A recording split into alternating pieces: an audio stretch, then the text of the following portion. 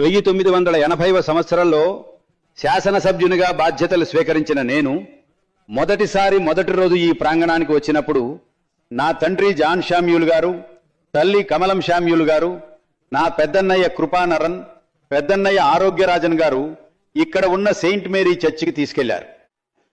ప్రార్థన చేసిన తర్వాత నా తల్లిదండ్రులు చిన్న వయసులో నీకు పెద్ద బాధ్యత వచ్చిందని చెప్పారు. మంచి పేరు సంపాదించుకోవాలి, మన ఇంటి వాకిల్లో నిలబడి మనల్ని ఎవరూ ప్రశ్నించకూడదు, నువ్వు పెద్దలను గౌరవించాలి, అక్రమ సంపాదన ఎప్పుడూ ఇంట్లోకి రాకూడదు, ఎవరి శాపానికి నువ్వు గురి కాకూడదని హితవు పలికి నుదుట సిలువ గుర్తుపెట్టి మొదటి రోజు అసెంబ్లీ సమావేశానికి ఒక ఎల్కేజీ పిల్లాడిని బడికి పంపినట్లు నన్ను పంపిన ఆ రోజులను గుర్తు చేసుకుంటూనే నేను సభలకు వచ్చాను.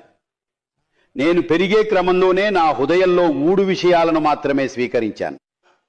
ఆయన అంతుజిక్కని గొప్ప కార్యాలను, లెక్కించలేని అద్భుతాలను చేస్తాడు. నీకు చెయ్యగలిగిన శక్తి ఉన్నప్పుడు చెయ్యదగిన వారికి చెయ్యకుండా ఉండకు. నీవు నిన్ను ప్రేమించుకున్నట్లే ఇతరులను ప్రేమించు అనే ఆ వాక్యాలు నా హృదయాన్ని విడిచి ఎప్పుడూ తొలగిపోకుండా ఉన్నాయి. Download ShareChat.